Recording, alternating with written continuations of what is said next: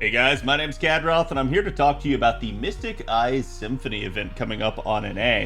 Now, some of you may have already heard that this is going to be a tower event, but you might not be sure what a tower event is. And I'm going to explain all of that to you guys, as well as going over everything that you guys need to know about the event. But first, a quick aside just about the overall schedule. Currently, right now, we have the pre-campaign announced. That campaign should basically wrap up on the 8th, which probably means that we're going to get the live stream somewhere on the 9th, and then probably the event itself proper on the 10th, as that has been the current sort of schedule and operating sort of pattern that they've been running by for a while now. So I think you guys can anticipate the tower event on the 10th. That does give you plenty of time to finish up your advanced quest, do the download campaign that should have come out today, as well as wrap up Ordeal Call 1 for story. And again, I do recommend getting all of that handled, but admittedly, the tower event does kind of leave a lot of your AP free up, because how tower events actually do work is they are a very AP light version of an event.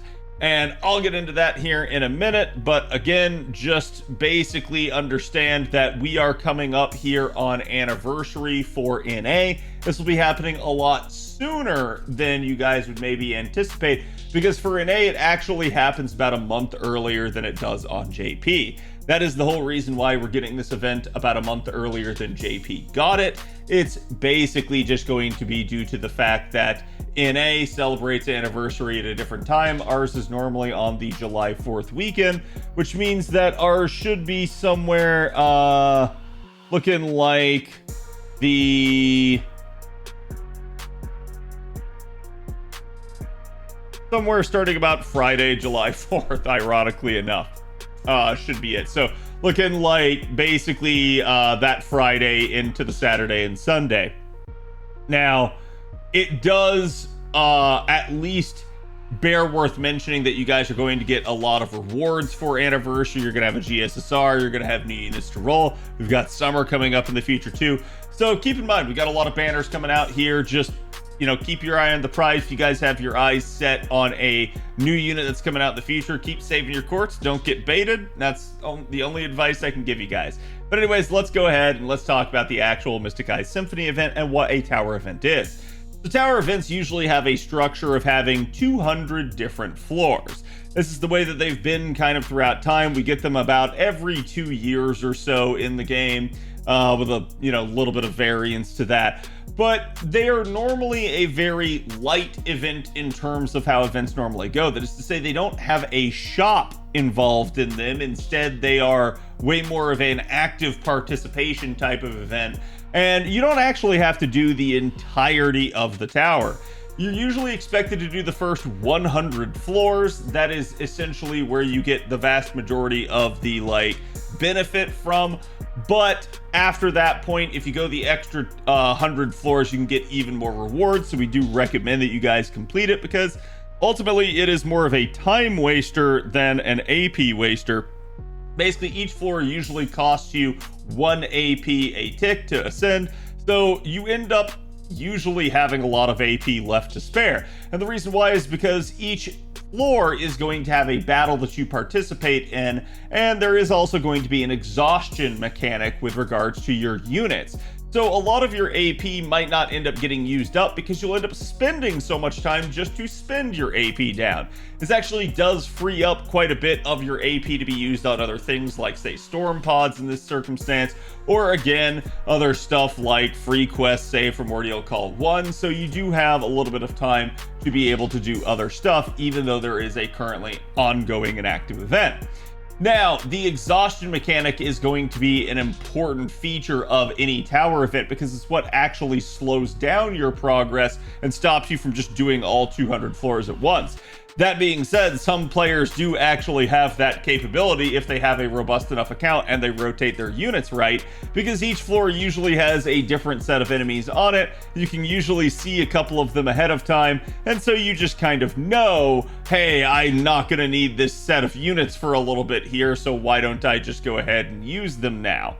And that's usually going to be how people are going to go. That is to say, the more of a veteran player you are, the more units you have in your account, the faster you'll actually be able to complete the tower.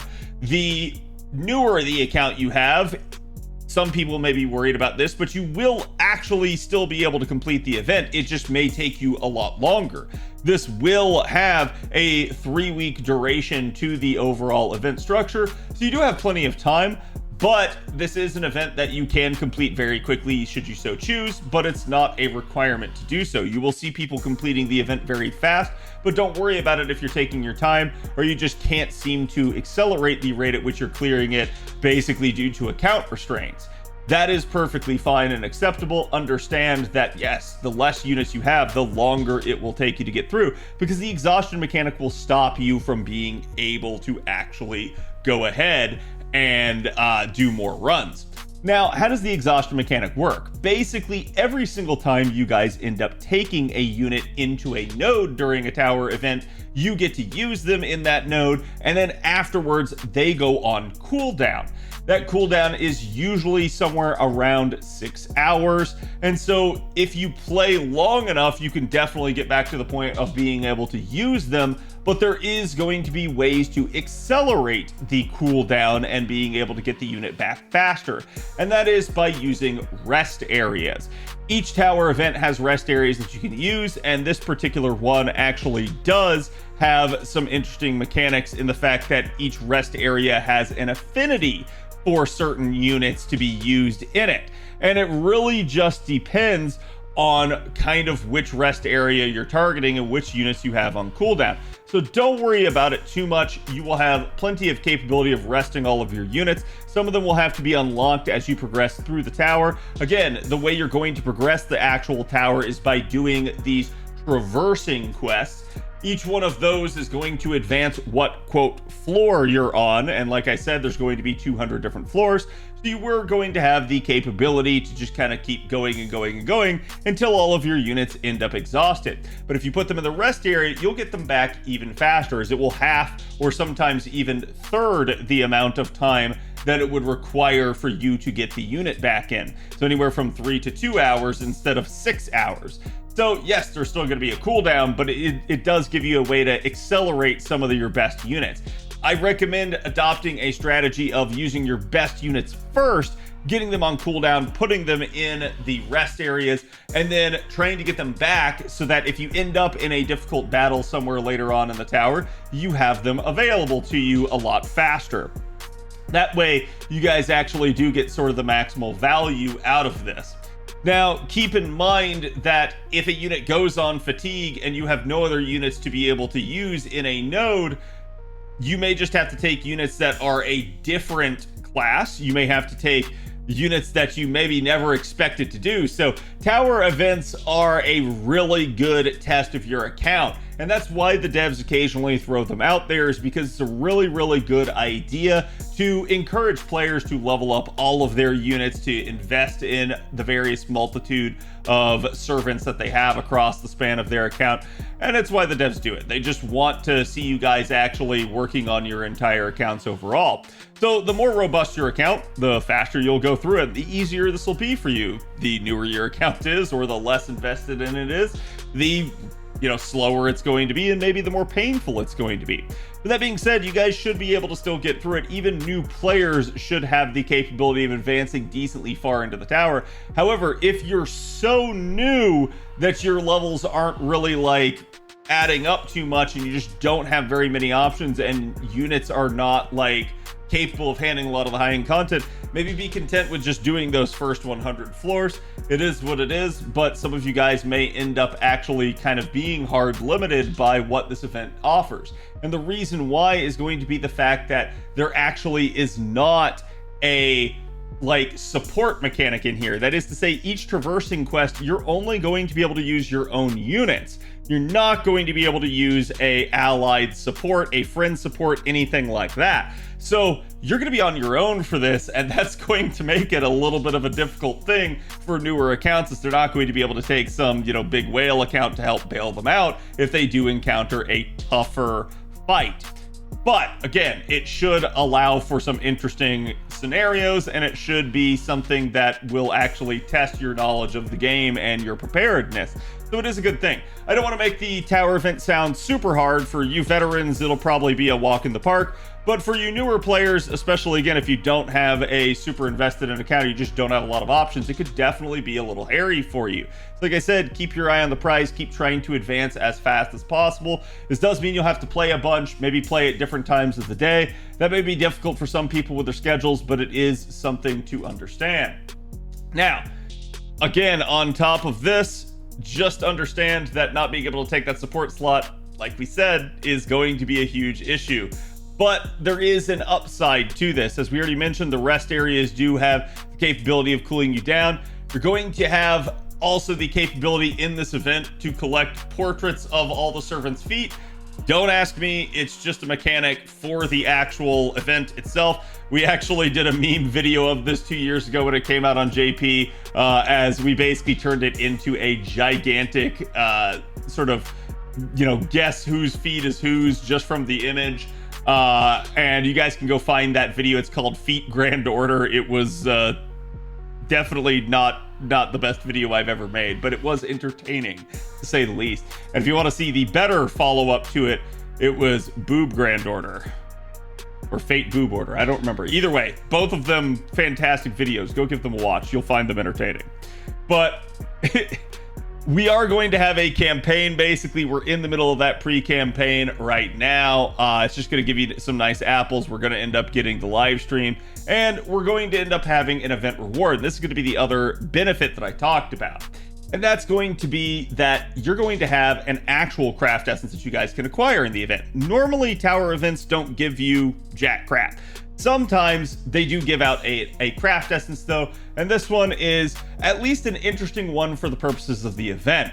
It does give debuff immunity, it is split stats, and it does give you starting charge at least 50% at MLB, so definitely not something to, be super concerned about. But the good news about this one is going to be that it's going to increase your bond. Now, normally I would have been like, hey, don't bond yourself too fast here, but keep in mind this is a tower event, so you're gonna have to be using all of your units, not just your go-to farming team or your main meta supports all the time. You're going to forcibly have to rotate through units on your account, which means this craft essence giving you 100% increased bond is really nice. This is actually going to really help you out. Plus, we do know about the bond overflow change that has just happened on JP. So 2 years from now, you will at least have a use for your bond 15 units, still providing you with additional bond. So I would say we're now at a point where we don't have to be as concerned about bond and capping things out and being super efficient, as there will be, again, a relief for that sort of thing coming in the future. But yes, you're going to get up to 6 copies of this craft essence, not just the normal 5, which means that you will have one to put on all of your units, or you can try to MLB it, but admittedly that would not be as efficient because MLBing only gets you 200% increased bond, which is nice, but it's not as good as taking 6 different copies, which would literally just get you a ton more in that regard. So to me, it's up to you. It's if you want to hyper bond a certain character, you can, but they're going to go on cooldown. You're not going to be able to use them that much. So to me, it's better to keep it separate and spread, unless you just really feel like you need the extra NP charge or the extra bond for some reason. Now, there will be a main quest that's going to happen throughout the first couple floors. It's just going to kind of keep progressing as we go through. I don't want to spoil it too much for you guys, but naturally at the end of everything, you guys will get a very nice reward, and that's going to be another grail. So essentially, you guys can treat this as yet another event to kind of acid test your account and see just how good it is.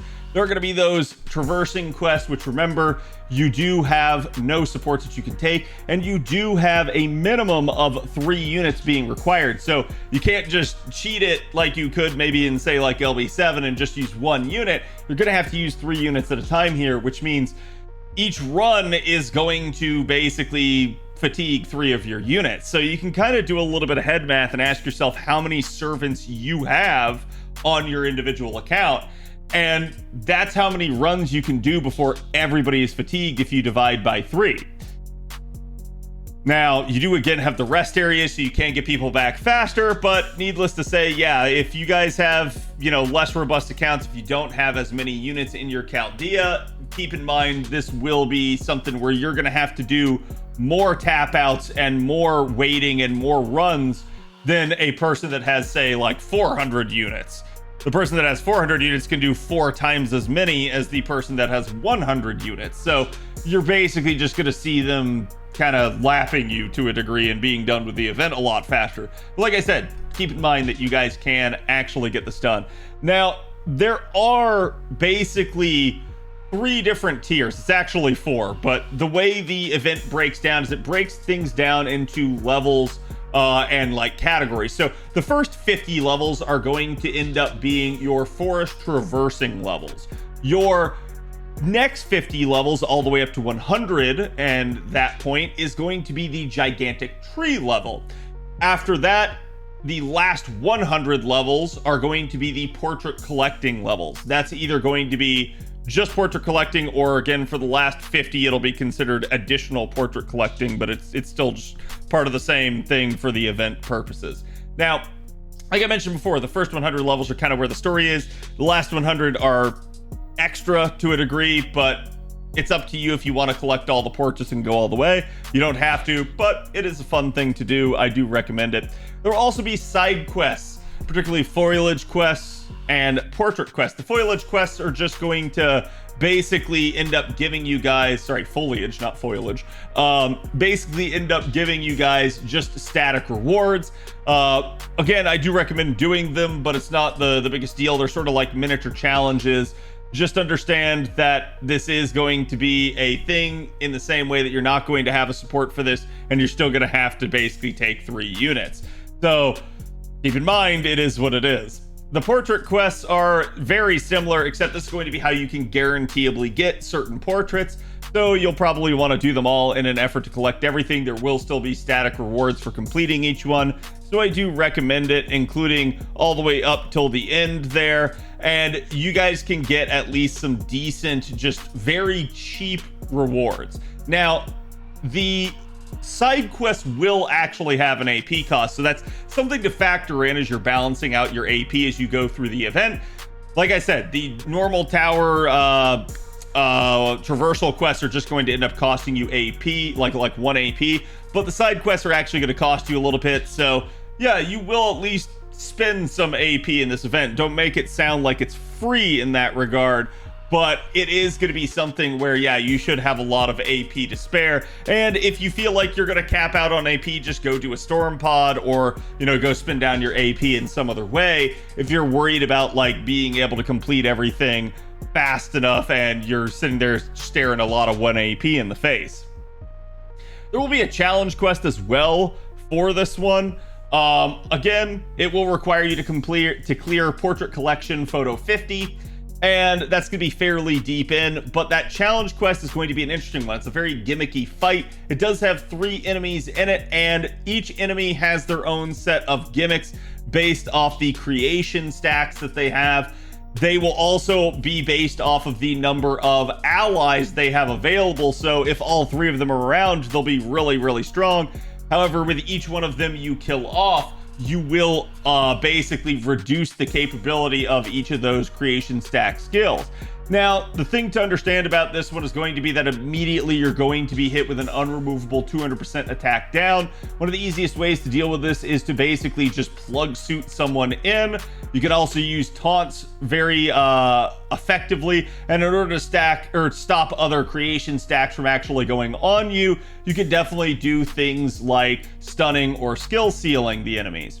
I do recommend, however, taking somebody that has buff removal resistance, particularly someone like, say, Benny Enma, or again, maybe just an AoE damage dealer. Just be careful about popping bars, because some of the bar pop effects can be really nasty if some of the other units are around. It can definitely make the fight take way longer. For this one, I actually do advise single target and kind of surgically removing them. Start with Galatea, and I think you'll be a lot better. But the choice is yours for how to progress through this one, and if you want to make it harder on yourself just to have some fun, feel free to go for it. Again, the reward for that is going to be a crystallized lore, so definitely a nice thing. There's also going to be several summoning campaigns in this one, including Medusa Saber. So some of you guys may have met her in Ordeal Call. I'm not going to get into any spoilers beyond just that, but understand that she was not summonable there, but she will now be summonable in the Foot Tower. So this is definitely going to be an interesting thing in that regard. Medusa Saber is a very strong single target anti-man saber. She's quick and she has 50% charge and she can petrify enemies. So it's actually a really, really strong unit. So again, the choice is yours as to whether or not to roll for her. Do keep in mind, we have some really, really strong units coming out later this year. So I can't advise you too much on this. Just go check out my video on Medusa Saber if you're curious to know more. Summoning campaign number 2 is going to include Bakin and Hessian Lobo. Definitely some interesting units there. We actually just got done talking about Odysseus's buff. Bakin definitely could use an upgrade at this point, so I don't think, unless you just really like the character, she's a unit that you need to be rolling for at the current point in time. But the choice is yours, again, if you do just really, really like her. I didn't talk about the craft essences here, but you guys can see there are some interesting ones. Sweet Blood in particular is at least a pretty nice one. They do confer damage bonus for the event, but to me, the meta thing is going to be running around with all of the bond bonus CEs. If you can get your hands on some of the damage bonus ones, not terrible, but it is worth mentioning in case some of you guys are struggling, particularly in some of the harder fights in the tower. It would be nice to have a damage bonus CE for some of you guys. Sweet Blood, like we said, all attack scaling at MLB. It's going to basically end up giving Ignore Invincibility, Arts up, and NP gain up, so it's fairly nice in that regard. And certainly your 4-star one is also going to be pretty decent. The significance of the lower rarity craft essences here is going to be that the 5-star one gives damage bonus basically on SSR servants or lower. The 4-star one gives damage bonus on SR servants or lower. And the 3-star one gives damage bonus on rare servants or lower. So your 3-star servants or lower. That's going to be a weird mechanic for this, but it is something to watch out for. That's going to make some people kind of, feel like they maybe need to roll for the 5-star one. Don't get caught in that gotcha trap. This is a money-making scheme by the devs. I don't like it. I don't endorse it. I'm just going to tell you guys, it's not something that you should feel like you have to do. But certainly if you're a newer account, it can definitely make the event easier on you. So again, that choice is yours. Summoning campaign number 3 is going to be Huyan Zhou. She's a nice AoE quick assassin. Definitely not like a gotta have type of unit, but she can be very serviceable if you need someone of that proclivity. And I do think that she is at least a decent option. Huang Feihu, not the best 4-star in the game. You definitely could use an upgrade at this point, but it is what it is. And your 4th campaign is going to be Miss Crane, Baobon Sith, Galatea, Gorgon, Vitra, Sitheno, and Medusa Lancer with Medusa and Urael 3-stars alongside. There's at least going to be a rotational rate up on these, with Miss Crane being paired with Baobon and Medusa, and Galatea being paired with Gorgon and Medusa Lily. So definitely an interesting banner nonetheless. If you feel the need to try to go after someone like Miss Crane, or you need a strong single target Berserker in Galatea, both of them are there, but keep in mind you have a strong single target Berserker coming out later this year as well. So again, choice is yours on these banners. I do think there is a definite interest in, a unit like Medusa Saber, but I think she's probably the catch here out of all of these. So it is what it is, but that's pretty much just going to be your tower event in a nutshell. It's 200 towers, 200 levels of pain. However, it will feel like it's longer than any other tower event for you veterans, and this is my little bit of PSA here at the end, is that unfortunately the gimmick in this tower event, besides just the portraits, is that all of the units after floor 50 are servants. And that is going to make the event take forever, because the first time you encounter a servant in any node, the game stops and zooms in on them. And it's going to do that for every single node. I wish they didn't do that. I wish they gave us a way to accelerate it, but they didn't. So this one will take a while as far as tower events go, and it is kind of painful in that regard. But it's kind of a minor concern. Don't make too much of a big deal out of it. It's just going to be something where we're all going to wish that they did it faster. Anyways, let me know if you guys are going to be rolling for Medusa Saber, and how fast do you think you can complete the tower? I'll be curious to hear you guys' thoughts. Thank you guys for watching. Make sure to like, comment, and subscribe for more FGO guide content, and I will see you guys for the next one.